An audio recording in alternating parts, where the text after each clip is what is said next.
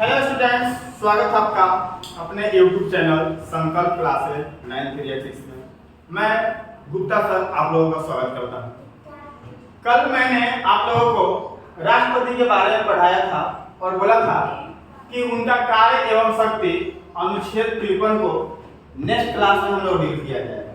तो मैं अपने वादे के मुताबिक आपके सामने फिर से आज हाजिर हूँ और देखिए किस तरीका से हम लोग चुटकियों में आपको क्या क्या इनकी कार्य और शक्तियां है जिसको हम लोग याद कर लेंगे। आइए देखते हैं क्या क्या है।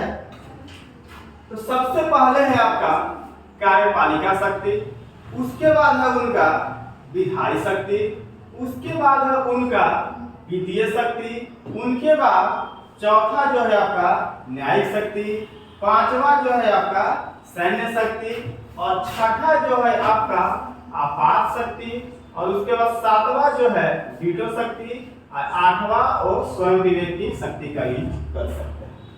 अब देखिए दोस्तों, मैंने पढ़ाया था कि उनका शक्ति केवल नाम मात्र का है, लेकिन नाम मात्र के हैं, लेकिन कुछ ऐसे ऐसे काम है जो उनका प्रधान काम हो जाता है। ठीक है, तो उसी को हम लोग डील करेंगे। देखिए बारी बारी से हम लोग किस तरीका से इसको समझते हैं। आइए जरा से देखिए। सबसे पहले आइए कार्यपालिका की शक्ति। तो कार्यपालिका की शक्ति में सबसे पहले है दोस्तों नियुक्ति की शक्ति। उनको नियुक्ति की शक्ति दिया गया है, जैसे उपराष्ट्रपति की नियुक्ति, उसके बाद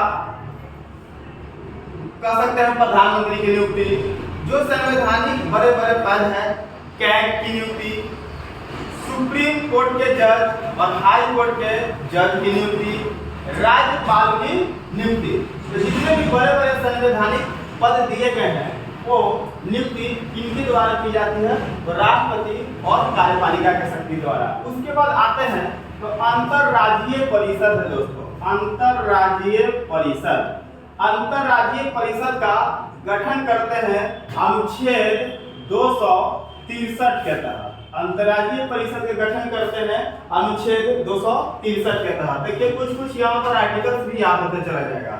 उसके बाद दोस्तों वित्त आयोग का गठन, वित्त आयोग का गठन ये आपका 280 अनुच्छेद के अंतर्गत करते हैं। 280 अनुच्छेद के अंतर्गत क्या करते हैं दोस्तों? तो वित्त आयोग के गठन करते हैं। उसके बाद ये वित्त आयोग होता क्या है? तो केंद्र सरकार और राज्य सरकार के बीच करों का बंटवारा, टैक्स का जो बंटवारा होता है, राजस्व की जो वसूली होता है उसी का बंटवारा। तो वित्त आयोग का गठन अनुच्छेद 280 के तहत कौन करते हैं? राष्ट्रपति महोदय करते हैं। उसके बाद किसी क्षेत्र को अनुसूचित क्षेत्र घोषित करना है तो ये भी काम किनका है? राष्ट्रपति महोदय का। उसके बाद दोस्तों एससी आयोग, एसटी आयोग या ओबीसी आयोग का गठन करना है तो ये भी काम किनका है? तो आपका कार्यपालिका की शक्ति यानी राष्ट्रपति महोदय का है। तो चलिए आइए इस फिर से मैं रिकॉर्डिंग करवा देता हूं। सबसे पहले क्या है दोस्तों? नियुक्ति की शक्ति। उसके बाद है आपका अंतरराज्यीय परिषद, ठीक है, का गठन। उसके बाद नेक्स्ट क्या है दोस्तों? तो नेक्स्ट है आपका वित्त आयोग का गठन। उसके बाद है अनुसूचित क्षेत्र घोषित करना। उसके बाद लास्ट में है कार्यपालिका में क्या है दोस्तों? तो एससी आयोग, एसटी आयोग और ओबीसी आयोग का गठन करना।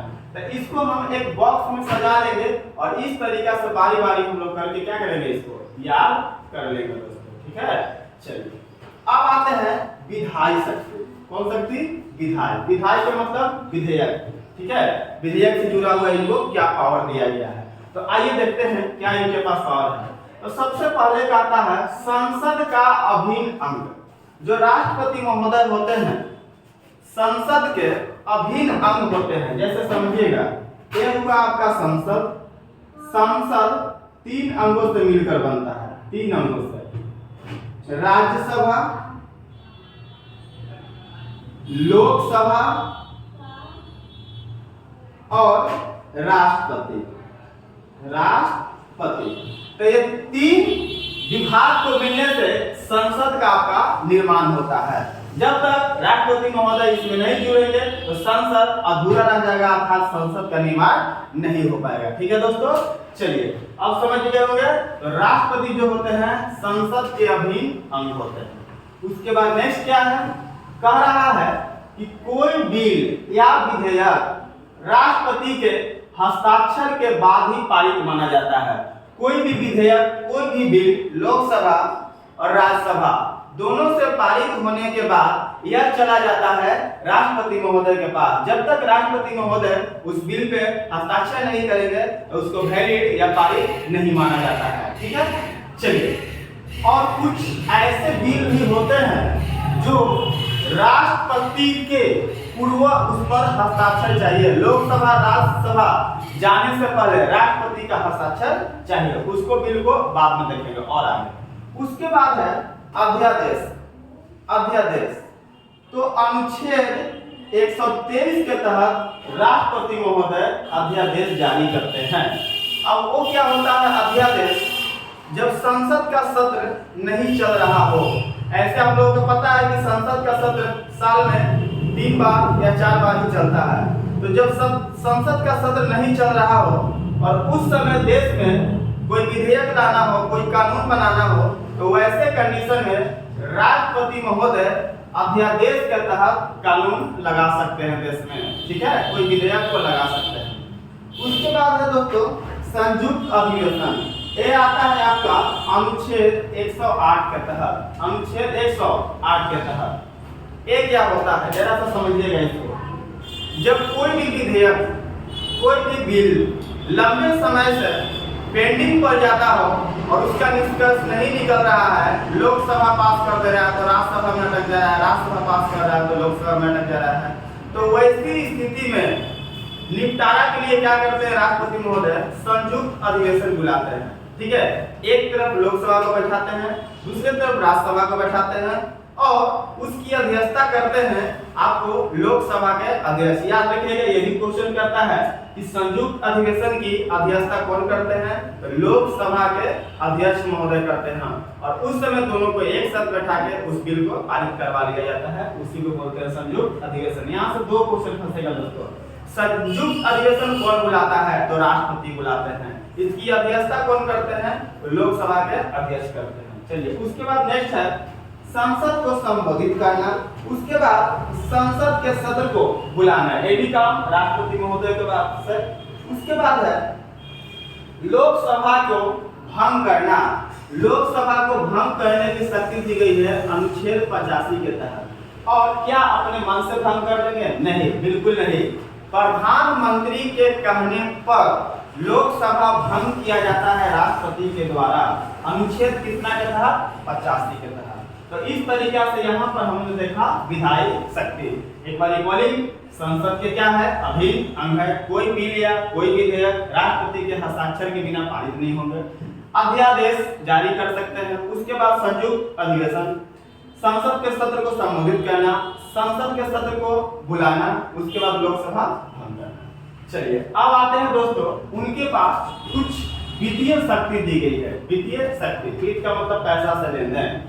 चलिए मैंने यहाँ पे बोला कोई विधेयक ऐसे होते हैं जिस पर राष्ट्रपति के पहले साइन हो जाती है, तो कौन से है, तो धन विधेयक पर राष्ट्रपति का पूर्व सहमति होता है। ठीक है, और वित्त विधेयक पर भी 2 ऐसे विधेयक हैं, जैसे कौन कौन, तो धन विधेयक, वित्त विधेयक। इसमें राष्ट्रपति पहले पारित करते हैं, उसके बाद जाता है लोकसभा में। ठीक है, और अध्यक्ष महोदय, लोकसभा अध्यक्ष का भी साइन उस पर पहले ही हो जाता है। ठीक है, और उसके बाद यदि लोकसभा उसको पास कर देता है धन विधेयक या वित्त विधेयक को, और राज्यसभा में भेजा जाता है, और यदि राज्यसभा 14 दिन के अंदर उसको पारित करके नहीं भेजेगा तो स्वतः ही धन विधेयक और वित्त विधेयक बिल पारित मान लिया जाता है। यानी कहने का मतलब सीधा कि राज्यसभा को मात्र 14 दिन का समय दिया जाता है इसमें। ठीक है, चलिए उसके बाद आते हैं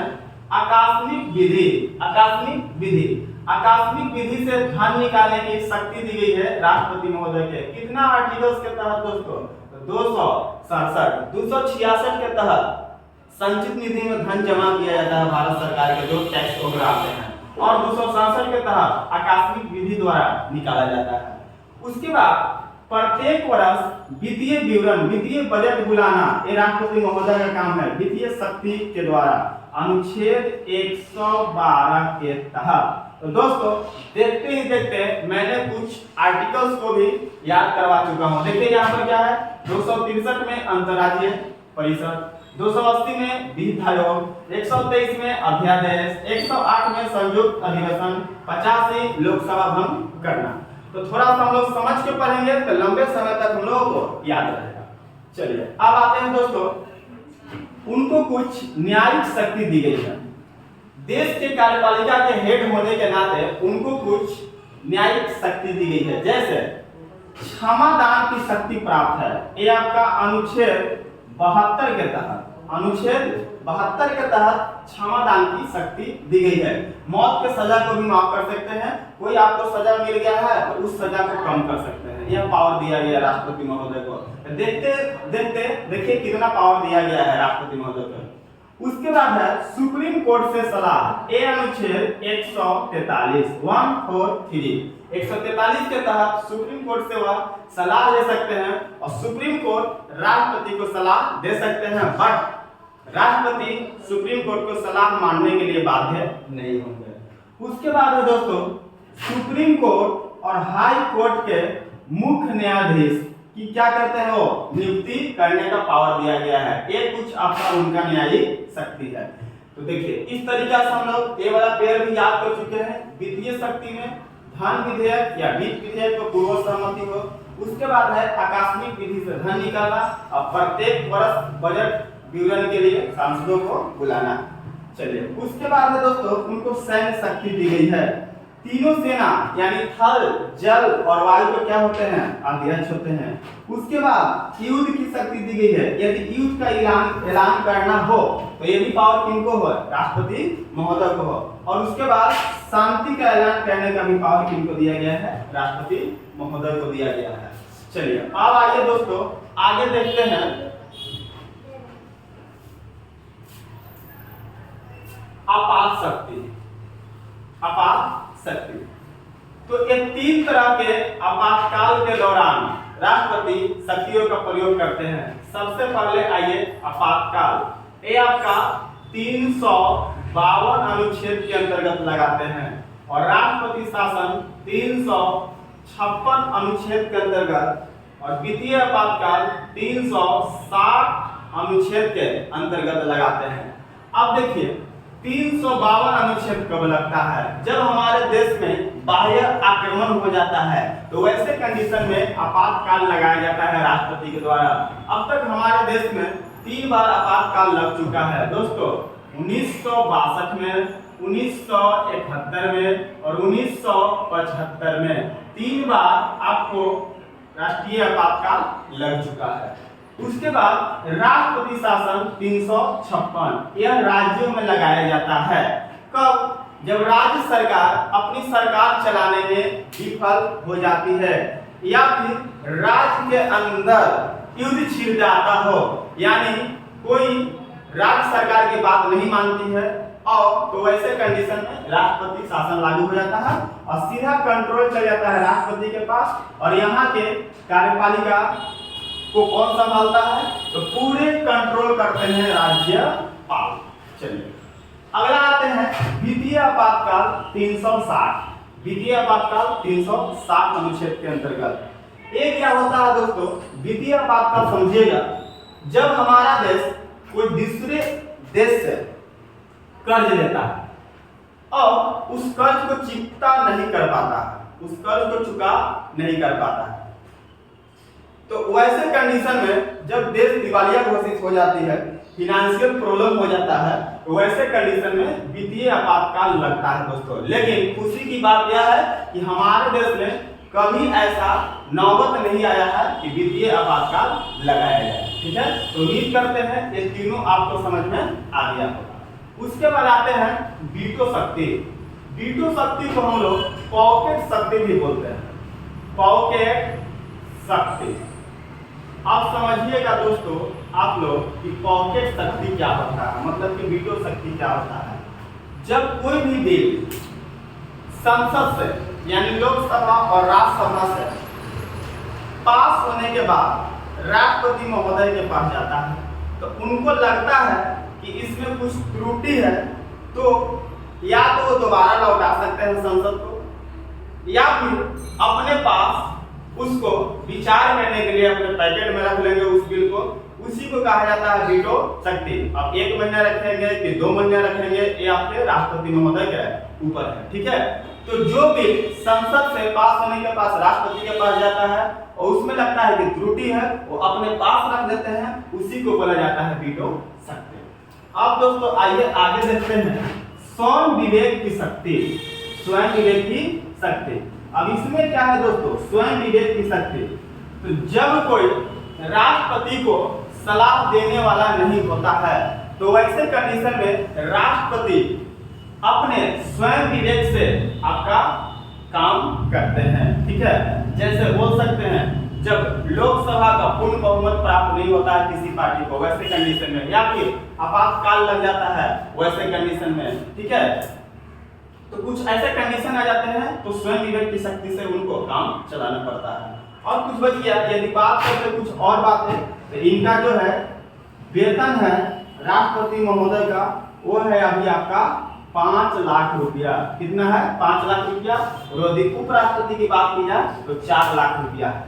तो उम्मीद करते हैं ये आपका राष्ट्रपति की कार्य एवं शक्तियां था, और इससे पहले मैं जो पढ़ाया था राष्ट्रपति, ये आपके दोनों मिलाकर आपके चैप्टर कंप्लीट हो गया राष्ट्रपति से। अब आप लोग इससे जुड़े हुए ऑब्जेक्टिव क्वेश्चन किसी भी माध्यम से, बुक के माध्यम से या यूट्यूब के माध्यम से अवश्य बनाइएगा।